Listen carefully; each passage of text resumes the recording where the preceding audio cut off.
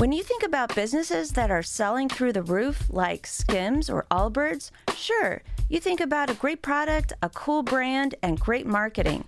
But an often overlooked secret is actually the businesses behind the business, making selling and for shoppers buying simple. For millions of businesses, that business is Shopify.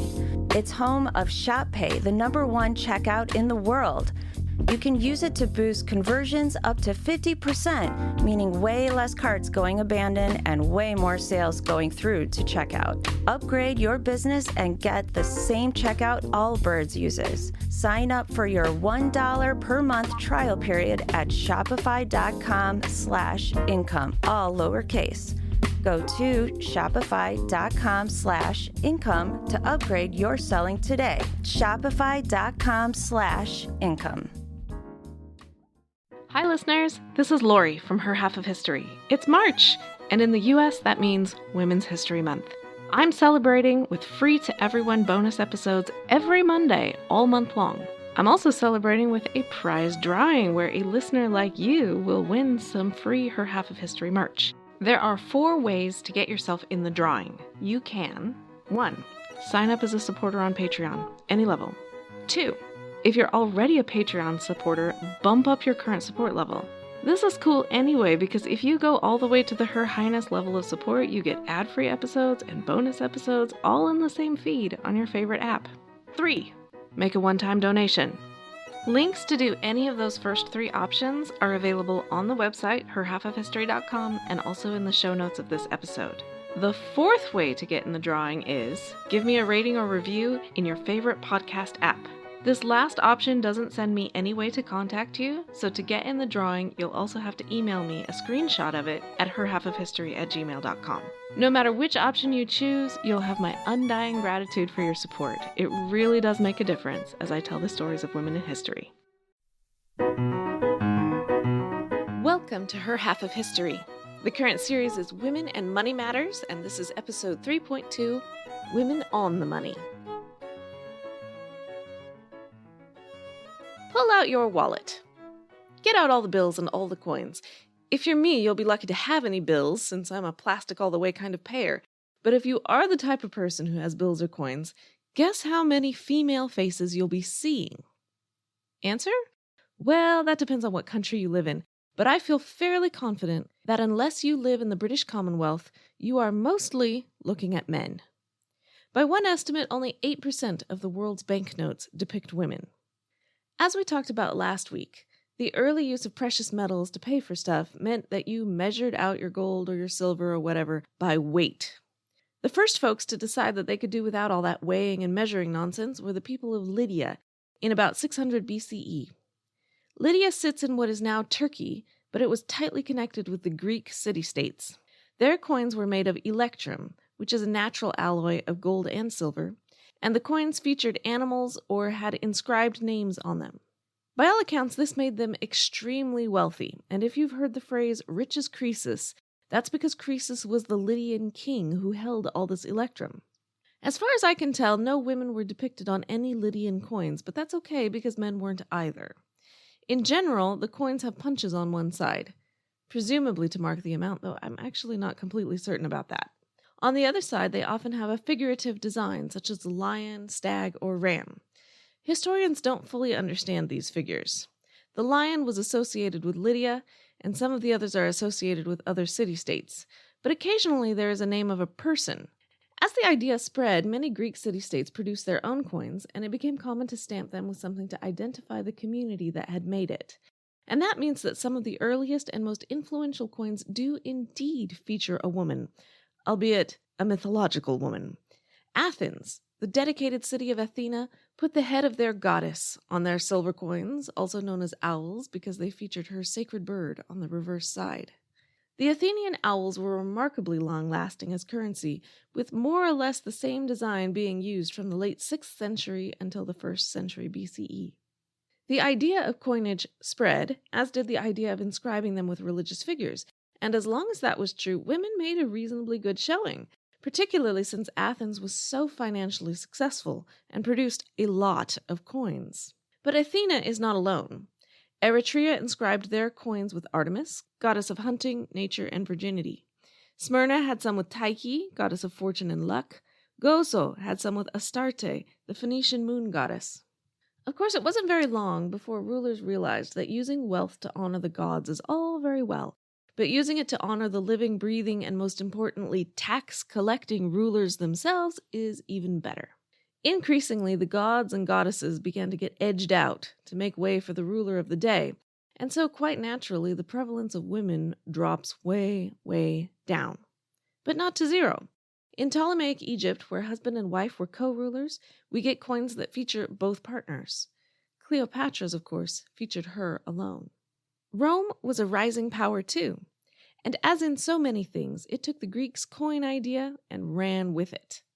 And yes, their coins did feature women. And what's more, they were sometimes the kind of woman born in the normal way, rather than the sprung from the head of Zeus type of woman. Rome may not have been much for putting women in the top job. There never was a Roman empress who ruled in her own right. But they were more egalitarian than the Greeks had been, not that that's saying much. The wives, sisters, daughters, and lovers of the emperors were powerful figures, and they do appear on some of the coinage. Fulvia, Octavia, Livia, Julia, First and Second Agrippina, all these women and more can be found on surviving Roman coins. I don't mean to say that Roman women got equal representation or anything ridiculous like that. Far from it. Emperors like Augustus, Nero, and Vespasian were all quite fond of their own images, and it is sort of interesting to see which images they approved. Augustus looks like the class nerd. Vespasian looks like a retired football player gone to seed. Nero looks not fully human, though he does have some nice hair ribbons. The sheer volume of coin production in the Roman world was amazing. Hundreds of millions of coins in the 3rd and 4th centuries alone, a quantity that was not repeated until modern times. Even the word money has a female tie-in, as the word itself comes from the Roman goddess Juno Moneta. In ancient Rome, coins were minted in her temple, and she appears on some Roman denarius coins, at least from the 1st century BCE. And what was the purpose of all this money? Was it to build aqueducts to bring water to the masses? Was it to build ships and roads for distributing the great wealth of the empire? No, of course not. It was for paying the army. In the heyday of the empire, the army was 3/4 of the entire imperial budget, which may make you feel just a smidgen better about the size of your country's Department of Defense, if you get bothered by that sort of thing. Incidentally, the Athenian owls were also largely for paying the army back in Greek times. Military power and money power go hand in hand. One question is, why were the coins so successful? People had been doing things by weight since at least 2000 BCE. No less a person than Aristotle himself suggested that the switch to coins was made for reasons of convenience, to save all the trouble of weighing out the silver every time. That sounds very logical, but one has to wonder why no one thought of it in the previous 1,500 years. As with any new development, it is also questionable how much money circulated in the lives of ordinary people. Did your average housewife pay at the market with gold and silver? Or was she bartering her butter and eggs for meat and vegetables? We don't always know, but certainly by the Common Era, coins were ubiquitous and commonplace even for ordinary people in the Roman Empire. We've got this from a number of sources, including the biblical ones. Jesus' stories are full of coins. The Good Samaritan, the poor widow in the alms box, the woman in the lost coin, render unto Caesar that which is Caesar's. I could go on. The coins are all over the place in the 4 Gospels, and they are often handled by women. People outside the Mediterranean also knew a good idea when they saw one, and it caught on in the surrounding regions and stayed. The Visigoths minted coins, which are basically Roman. Some of the earliest Islamic coins were made in imitation of Byzantine coins and featured the emperor, but the disapproval of images in Islam meant that they were quickly replaced with geometric patterns or calligraphy, some of which are absolutely beautiful, in a way that no squinty-eyed, hook-nosed king on a coin has ever been. But of course that means there aren't any women to be found on their currency either. If we go farther afield, we can find other coinage traditions outside the Lydian model. In India, coins date back to the 6th to 4th centuries BCE. The earliest coins featured animals, plants, religious symbols, everyday household objects, and a great many geometric patterns with no clear meaning. Notice the lack of human figures, so again, no women. When Alexander the Great arrived, the Greek influence is clear, which means that the tradition of Indian coins is somewhat hard to disentangle from the Greek, even though they very definitely did have their own before the Greeks arrived. Perhaps because of the Greek influence, they did cotton on to the human figure idea, and while most of the depictions are of the male gods in the Indian pantheon, I do have a picture of a gold coin from about 350 CE featuring Lakshmi, goddess of wealth, fortune, and prosperity. The Chinese, on the other hand, get a tradition all their own. Curiously, their coins also date to the 6th to 4th century BCE, so there was obviously something weird in the world atmosphere at that point, since we have 3 disparate cultures inventing coins at pretty much the same time. The most famous Chinese design lasted until the 20th century, and they have a total lack of female figures on them, for the obvious reason that they don't have any figures on them at all. Instead, they feature Chinese characters, which once referred to the weight of the coin, and later included the period of issue and other things, but no people, divine or otherwise. What's really great about these coins is that they have a square hole in the middle, which allows you to string them together, often in groups of 100 or 1,000, which is brilliant. Why didn't Western coins do that? Though I admit it would have put a damper on so many kings' self-promotion campaign. Probably it would have helped in Nero's case. We don't get a person on a Chinese coin until 1912, when Sun Yat-sen did it. This episode is brought to you by Redfin. You're listening to a podcast, which means you're probably multitasking. Maybe even scrolling home listings on Redfin, saving homes without expecting to get them. But Redfin isn't just built for endless browsing. It's built to help you find and own a home. With agents who close twice as many deals, when you find the one, you've got a real shot at getting it. Get started at redfin.com. Own the dream. Whether it's a movie night or just midday, Skinny Pop is a salty snack that keeps on giving.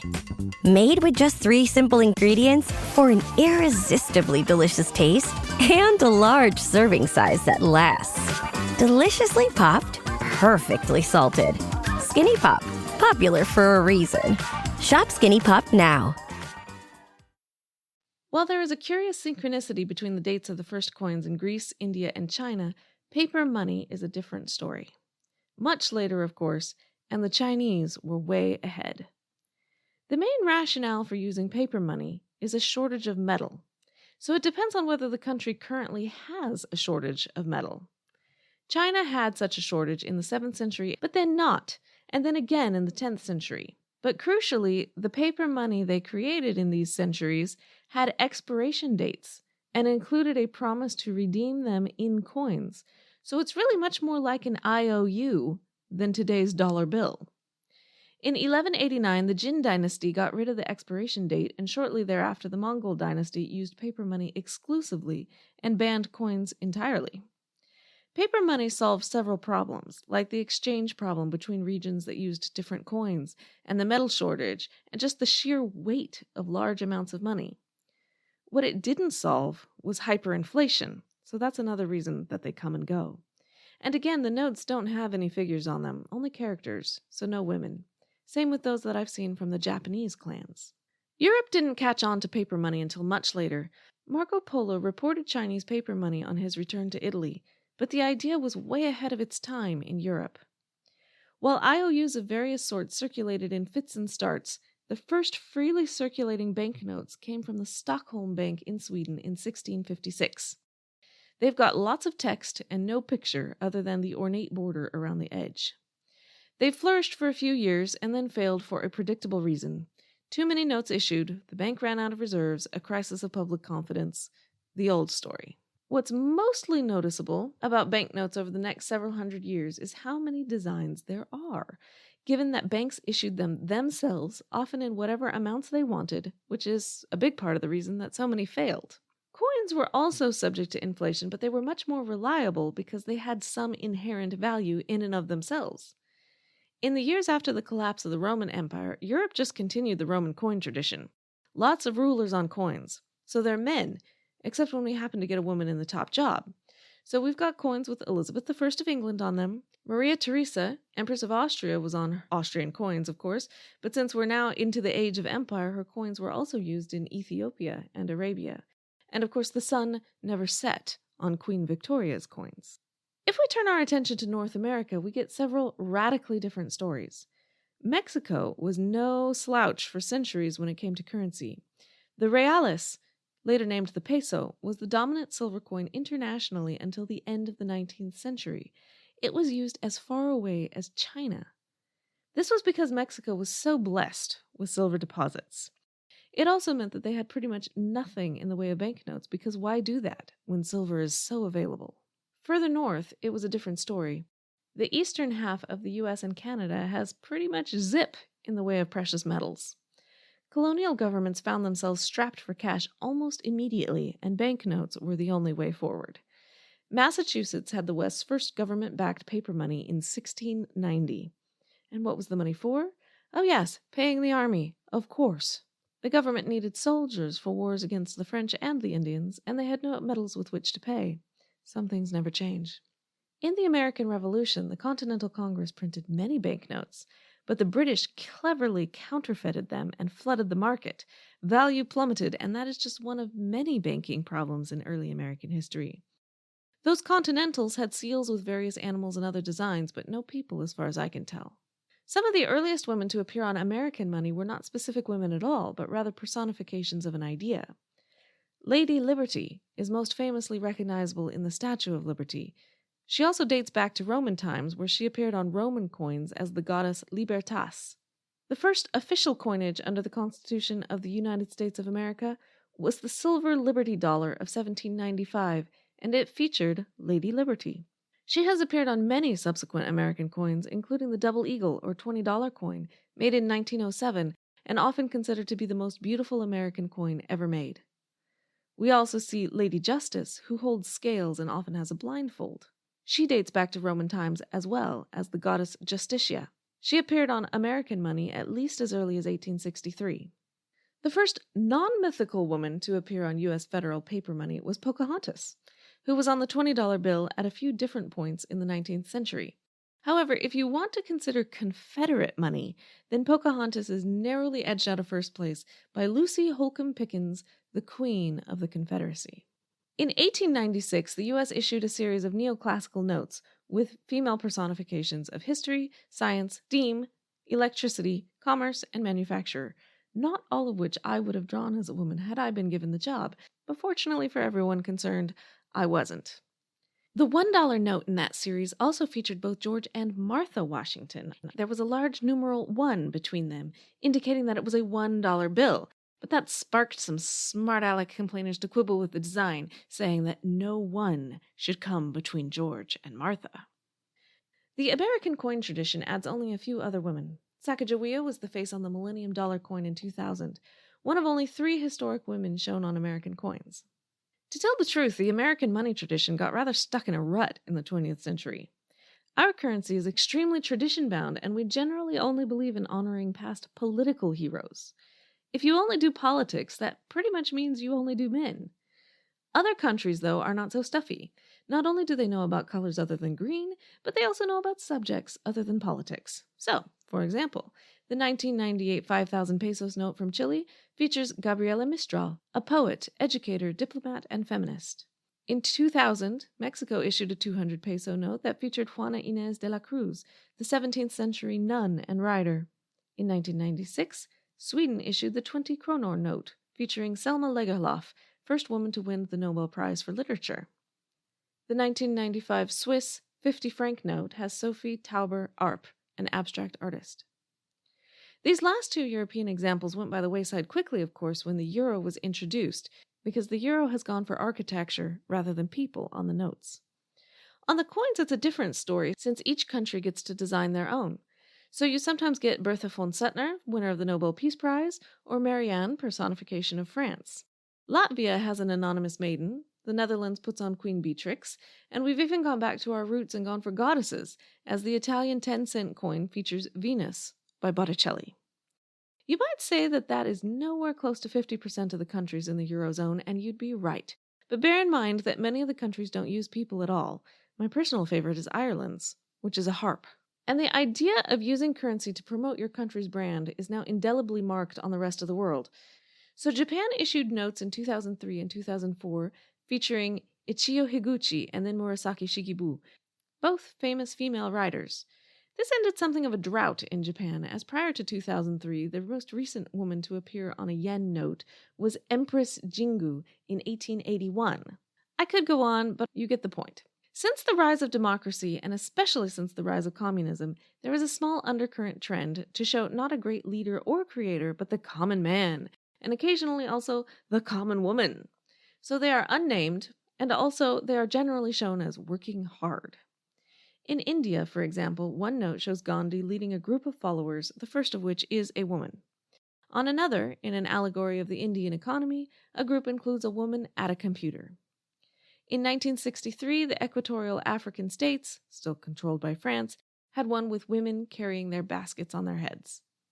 The Eastern European and Communist bloc countries issued notes that generally featured strong, effective workers, and women were included in that. For example, the Czechoslovakian 100 koruna note of 1961 shows a female farm worker. These are just examples, of course. There were plenty of others. Islamic countries began to open to Western forms of money when the Ottoman Empire fell at the end of World War I, and within a few decades, it turned out that even the most conservative countries could allow people on their coins after all, which I have to say is a great pity because the calligraphy was so beautiful. So, for example, Egypt has one with Nefertiti on it, but she is the only woman I have located, though I admit I have no comprehensive source on this. I could be wrong. Looking forward, there is a strong push to get Harriet Tubman on the American $20 bill. It was supposed to happen in 2020, but like so many other things in 2020, that didn't happen. In theory, it's still in the works. If it happens, she would be one of the first women to appear on an American banknote, and definitely the first African-American woman to appear, which is a victory that means a lot to many people. But it is worth pointing out that while it's true that we haven't yet had a named African-American woman on U.S. money, we have had the signature of one. A.Z. Taylor Morton was the U.S. Treasurer under the Carter administration, so her signature appears on all bills printed under that administration. As another interesting side note, I've also read an argument that says Harriet Tubman wouldn't want to be on the bill, on the grounds that U.S. federal currency is a representation of inequality and the kind of immoral capitalism that allowed slave markets to flourish. Whatever you think about that issue, there is also a cynical line of thought that claims it doesn't much matter. By one estimate, cash in people's pockets is only 11% of the American money supply. I myself rarely use cash. By 2023, Sweden plans to go completely cashless. One presumes in our increasingly digital world, others will follow. And the bits in the computer are even more abstract than the obscure markings on early coins. For sure, there won't be any women depicted on them. And certainly, who is on the currency is a symbolic issue. Far more important is whether people have equal access to earn and use said currency. So in the coming weeks, I'll be discussing some more substantive money issues and how they relate to women. Starting next week with the history of the GDP and whether women's work has been included in that. In the meantime, thanks for listening. Please do check out the website, herhalfofhistory.com, for lots of pictures of these coins and banknotes, as well as links to some of the sources and ways to support the podcast. I will also be posting some of the pictures on Twitter and Facebook, so you can follow me there, and I hope you tune in next week. Thanks!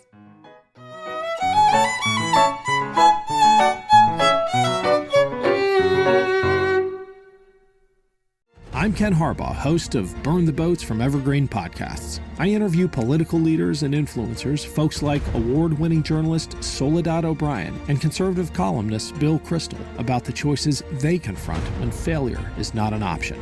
I won't agree with everyone I talk to, but I respect anyone who believes in something enough to risk everything for it. Because history belongs to those willing to burn the boats. Episodes are out every other week wherever you get your podcasts.